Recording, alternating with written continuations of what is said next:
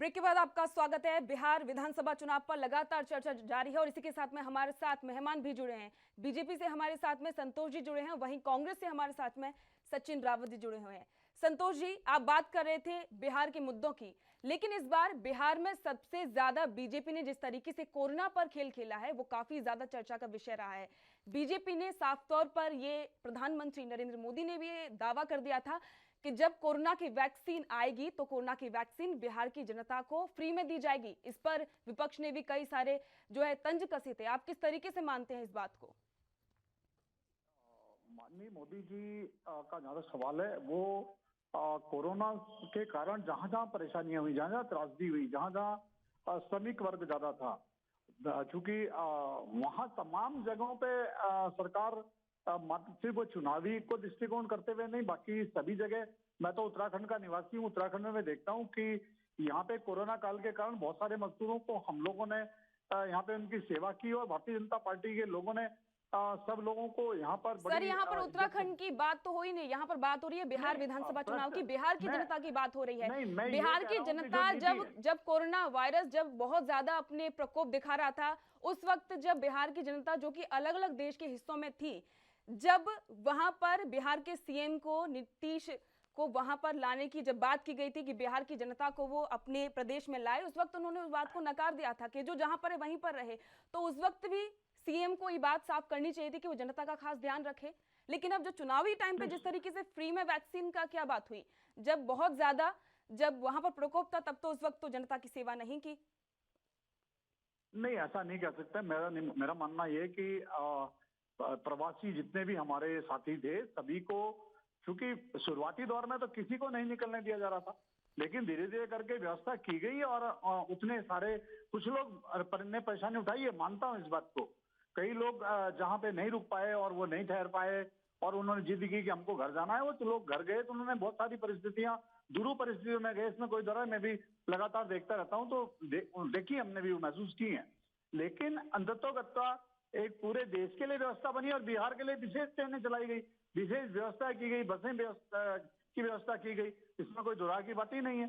और उनको और अगर ये जो चीजें दिखाई दे रही हैं, अभी जो आंकड़े दिखाई दे रहे हैं, जो मैं देख रहा हूँ, आप लोग स्क्रीन पे देख रहे हैं, तो निश्चित तौर पे ये अगर इतनी ज्यादा परेशानी अगर हम सरकार से होती है, नाराजगी होती, तो इसका परिणाम कुछ और ही दिखाई देता। ठीक है, इसकी प्रतिक्रिया भी लेंगे, सचिन जी से इसकी प्रतिक्रिया लेंगे, लेकिन इसके पहले इस वक्त की बड़ी खबर की ओर रुख कर लेते हैं। मध्य प्रदेश विधानसभा चुनाव 2020 को लेकर इस वक्त की बड़ी खबर सामने आ रही है। मांधाता सीट से बीजेपी प्रत्याशी नारायण सिंह ने विजय हासिल कर ली है। कांग्रेस प्रत्याशी को 22,129 मतों से मात दी है। बीजेपी के 20 प्रत्याशियों ने बढ़त बनाई है और 6 सीटों पर कांग्रेस भी आगे चल रही है। तो यह बड़ी खबर मध्य प्रदेश उपचुनाव 2020 को लेकर मिल रही है, जहां पर एक सीट पर बहुजन समाज पार्टी आगे चल रही है। तो मध्य प्रदेश विधानसभा उपचुनाव 2020 को लेकर इस वक्त की बड़ी खबर, मांधाता सीट से बीजेपी प्रत्याशी नारायण सिंह ने विजय हासिल कर ली है। कांग्रेस प्रत्याशी को 22,129 मतों से मात दी है। चर्चा पर लौटते हैं। सचिन रावत जी, आपके पास आऊंगा। बिहार विधानसभा चुनाव 2020 की अगर हम बात कर लें, जो फिलहाल जो रुझान सामने आ रहे हैं, अगर वो परिणामों में तब्दील होते नजर आते हैं, तो क्या आप मानेंगे तेजस्वी यादव का 10 लाख नौकरी का जो वादा था वो फेल साबित हुआ? फिर तो मानेंगे। देखिए लक्की जी, मैं कहना चाहूंगा कि जिस प्रकार आपने कहा कि अगर यही नतीजे में परिणाम तब्दील होता है, तो मैं एक बात स्पष्ट करना चाहूंगा कि जनता का जो जनादेश होगा उसको कांग्रेस पार्टी स्वीकारेगी। अगर हमसे कुछ भी कमियां होंगी तो हम उसको सुधार करके दोबारा जो जनहित के मुद्दे हैं उसको लेकर के जनता के सामने जाएंगी। लेकिन अभी कहने में ये देरी है, क्योंकि जिस तरह से अभी आने वाला जो परिणाम है उसमें कई जगहों पे जो अंतर जनता ने आपके वादे पर भरोसा क्यों नहीं किया? सवाल यहाँ पर यह है। वो ऐसा तो मैं समझता हूं कि अगर 50 सीटों पे अगर 500 से लेकर के 1000 का अंतर है तो वो घटेगा बढ़ेगा। आने वाले समय में ईसी ने कह दिया, इलेक्शन कमीशन ने कह दिया है कि देर रात तक परिणाम जारी हो सकते हैं। सर, मैं आपसे ये जानना चाह रहा हूं, बिहार के लोगों ने जिस तरह से भरोसा जताया है, आपका ये मानना है, भरोसा तो जताया है, आपसे जानना यहां पर ये चाह रहा हूं, जिस तरह से जो वादे किए गए वो सच्चाई में तो नजर नहीं आ रहे। अच्छा, आप ये बताइए 10 लाख नौकरी आखिर किस तरह से देते? अगर आप सत्ता में आ जाते हैं तो किस तरह से नौकरियां देते?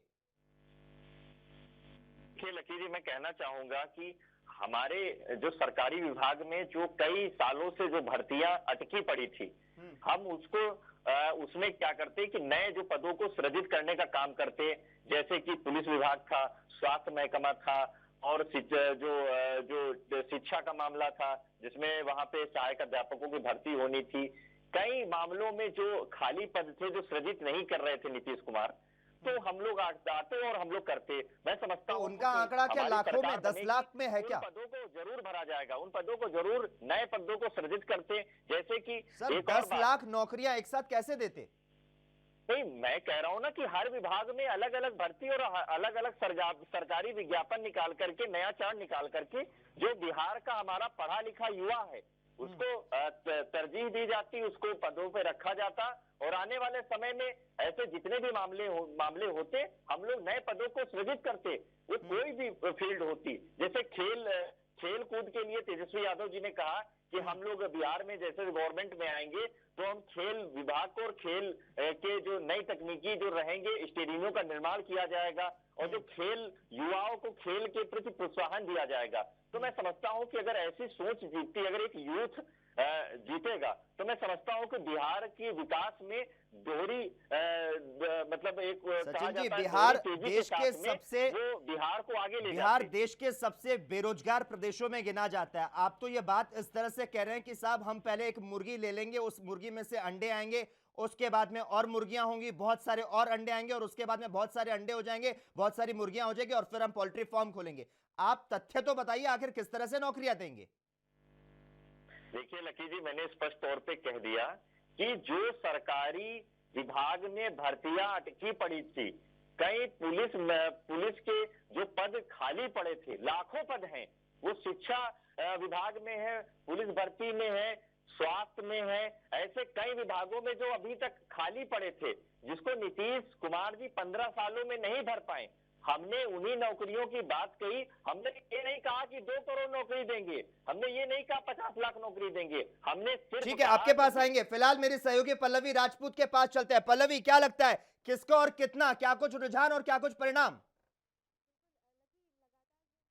बदलते हुए नजर आ रहे हैं, और इन रुझानों में सीधे एनडीए को यहाँ पर जीत मिलती हुई नजर आ रही है। लेकिन मैं सचिन रावत जी से एक सवाल करना चाहूंगी। लोकेश, वो लगातार कह रहे थे कि हमने ये दावा किया, हमने वो वादा किया, और इसके अलावा उन्होंने एनडीए पर तमाम तरह के आरोप लगाए हैं। मैं उनसे जानना चाहती हूँ कि क्या उन्हें याद है कि बिहार में आखिरी बार उनको सबसे ज्यादा सीटें कब मिली थी?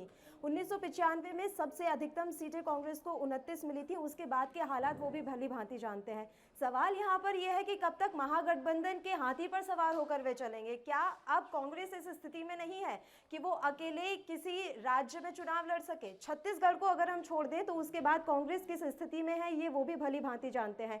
बिहार में इतने बुरे हालात होने की क्या वजह मान रहे हैं सचिन रावत? दशक से हमारा लालू जी के साथ, आरजेडी के साथ अलायंस रहा है, और हम लोग मिल करके वहां पे हम लोगों ने चुनाव लड़ा। और निश्चित तौर पे आपने सही प्रश्न किया, और मैं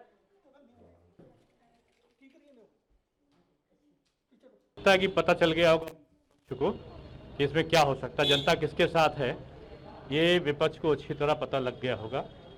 और मैं समझता हूं कि ये चुनाव इस बात का भी संकेत है कि विपक्ष के दुष्प्रचार का जनता क्या कैसे जवाब देती है बैलेट के माध्यम से। ये उसका सबसे बड़ा उदाहरण है उत्तर प्रदेश में बीजेपी की 6 सीटों पर जीत। कहा ये भी ज्यादा की जो लोकप्रियता है और अपराधियों के खिलाफ कार्रवाई, ये भी बड़ी वजह मानते हैं? निश्चित रूप में मुख्यमंत्री ने अपराधियों के खिलाफ कार्रवाई की है। मुख्यमंत्री ने विकास के कार्यों को बढ़ाया है। विकास के एजेंडे वो जो भारतीय जनता पार्टी ने वादे किए थे, उन वादों को पूरा करने का काम किया है। तो जनता विश्वसनीयता देखती है, जनता भाई भतीजावाद नहीं देखती है, जनता जातिवाद नहीं देखती, क्षेत्रवाद और संप्रदायवाद नहीं देखती। जनता जान रही है कि मुख्यमंत्री योगी आदित्यनाथ के रूप में एक ऐसा मुख्यमंत्री गद्दी पे बैठा है जो न्याय करेगा, जो विकास करेगा। कहा यह भी जाता कि ये जो चुनाव के नतीजे आएंगे वो कहीं ना कहीं 2022 की रणनीति तय करेंगे कि उत्तर प्रदेश में कौन बैठे। ये 2022 का ट्रेलर है। अब पिक्चर जो है वैसे ही होगी जैसे ट्रेलर होता है। तो पिक्चर मैं समझता हूँ कि 2022 का चुनाव और प्रचंड बहुमत से भारतीय जनता पार्टी जीतेगी, ऐसा संकेत। बिहार चुनाव में भी बड़ा अच्छा प्रदर्शन हुआ है, क्या कहेंगे? जाहिर सी बात है, हमको विश्वास था कि बिहार में जनता भारतीय जनता पार्टी और उनके सहयोगियों के साथ है, और आज आपने देखा जिस प्रकार से बीजेपी के प्रति विशेष आकर्षण बढ़ा है, वो भी एक उदाहरण बना है। और मैं समझता हूँ कि बिहार में भी जो आगे चल रहे हैं वो इस बात का संकेत है विपक्ष को कि विपक्ष की जो हताशा निराशा है वो शब्दों में हो सकती है लेकिन वोटों में नहीं हो सकती। वोटों में जनता बीजेपी के साथ है। तो जिस तरह से इन्होंने अपनी बातें रखी कि जनता जो है वो जाति नहीं देखती है। ठीक है, सचिन रावत जी आपके पास आना चाहूंगा। बिहार के चुनावों की अगर बात कर लें तो जाति और मजहब जो है हर बार बिहार के चुनाव में रंग लाता है, लेकिन रोजगार के सवाल ने जाति और मजहब की लकीरों को क्या लगता है यहां पर मिटाया या फिर नहीं? देखिए, जब प्रधानमंत्री जी संबोधन कर रहे थे चुनावी रैलियों में, तब उन्होंने एक बार भी कोरोना जैसे वैश्विक बीमारी में जब हमारे श्रमिक भाई थे, जब वो रोड पर चलते चलते उन्होंने दम तोड़ा, उनके लिए उन्होंने कोई बात नहीं की। उन्होंने कहा कि नीतीश कुमार के कार्यकाल को मत याद करिए, हमारे 6 साल के कार्यकाल को याद करिए। तो उन्होंने स्पष्ट तौर पे कह दिया था कि नीतीश कुमार जी ने 15 सालों में कुछ नहीं किया। तो हमारी जो कांग्रेस पार्टी और आरजेडी का जो अलायंस की जो बातें थी, तो मैं समझता हूं कि जनता स्वीकार कर रही थी, और हमारी रैलियों में जो भीड़ की तादाद थी वो लगातार बढ़ती भी जा रही थी। और एक बात और है लकी जी, जिसमें मैं ये कहना चाहूंगा कि जिस तरह से जो ग्रामीण तबका वहां पे है बिहार में, जो दूसरे राज्यों में जाकर के अपने जीवन यापन के लिए रोजगार करता है, उसके लिए तेजस्वी यादव जी ने, कांग्रेस पार्टी ने प्रेस कॉन्फ्रेंस करके और स्पष्ट तौर पे कहा कि आप बाहर मत जाइए, बिहार के राज्य में ही आपके लिए रोजगार पैदा किए जाएंगे और यहाँ ही आप अपने परिवार के साथ में रोजगार करिए। तो मैं समझता हूँ कि बिहार की जनता ने सुना, और उनके लिए उन्होंने जब वोट डालने के समय वो सारी बातें याद करके उन्होंने वोट डाला। लेकिन अगर जो नतीजे हैं धीरे धीरे मैं समझता हूं कि वो जो है कांग्रेस पार्टी और आरजेडी के फेवर में ही आने वाले हैं। आपका कहना है वोटों का ध्रुवीकरण जो है वो नहीं हुआ, विकास के मुद्दे पर वोट पड़ रहे हैं, लेकिन जिस तरह से आपने ग्रामीण सीटों की बात कही, ग्रामीण सीटों पर तो एनडीए बढ़त हासिल कर रही है, महागठबंधन तो 100 के आंकड़े को भी पार नहीं कर पाया है। ग्रामीण सीट की बात कर ले, एनडीए 113 के ऊपर जाता हुआ नजर आ रहा है। गुंडा राज, माफिया राज, भूमाफिया राज, जंगल राज नहीं आएगा, यहाँ राम राज्य है और राम राज्य ही रहेगा। निश्चित तौर से विकास सबसे बड़ा आधार होता है। केंद्र सरकार की, प्रदेश सरकार की योजनाएं जन जन तक, जमीन तक, यूपी में भी पहुंची और बिहार में भी पहुंची और देश के हर राज्य में पहुंची, और उसका परिणाम कमल का खिलना है। और बिहार के अंदर भी इतनी जबरदस्त विजय, जिससे के कारण से केवल बिहार ही नहीं पूरा देश खुश है। और यूपी के उपचुनाव का इतना शानदार रिजल्ट, और इस रिजल्ट से मैं यह मानता हूं कि एक बहुत बड़ा संदेश है। और जो मुंगेरी लाल के हसीन सपने देख रहे थे, उनके सपने रह जाएंगे, मुंगेरी लाल वाले ही सपने। तो केशव प्रसाद मौर्य यहां पर अपनी प्रतिक्रिया देते हुए नजर आ रहे थे। आपको बता दें उत्तर प्रदेश उपचुनाव में बीजेपी ने 7 सीटों में से 6 में बढ़त अब तक हासिल की है। वहीं अगर बात करें कांग्रेस की तो यहां पर तो ये खाता खोलती हुई भी नजर नहीं आई। सचिन रावत जी, जिस तरह से आपने ये बयान सुना होगा, इस चुटकी और तंज का क्या कुछ जवाब देना चाहेंगे? देखिए, मैं कहना चाहूंगा कि कांग्रेस पार्टी ने जो 7 सीटें थी उसमें से 6 सीटों पे चुनाव लड़ा, और लगातार प्रदेश अध्यक्ष अजय कुमार लल्लू जी और जितने भी हमारे नेता हैं वो प्रचार प्रसार करते हुए नजर आए। हम लोगों ने जनता के सामने जो ज्वलंत मुद्दा था, कानून व्यवस्था का, जो शिक्षा का मुद्दा था, स्वास्थ्य का मुद्दा था, जो लगातार ऐसे मुद्दे थे, हमने जनता के समक्ष रखे।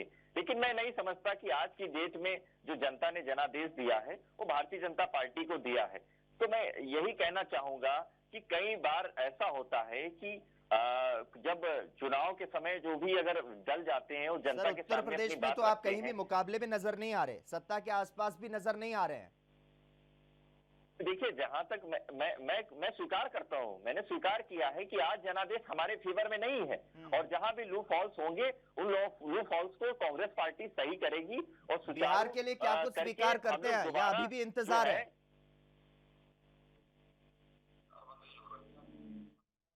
बिहार विधानसभा चुनाव 2020 के लिए क्या आपको अभी इंतजार है? क्या वहां के लिए भी आप कहेंगे कि हां स्वीकार कर चुके हैं? चलिए, उनसे हमारा संपर्क टूट गया, तो आपको बता दें कि लगातार रुझान सामने आ रहे हैं, लेकिन परिणाम जो हैं अभी आने बाकी हैं।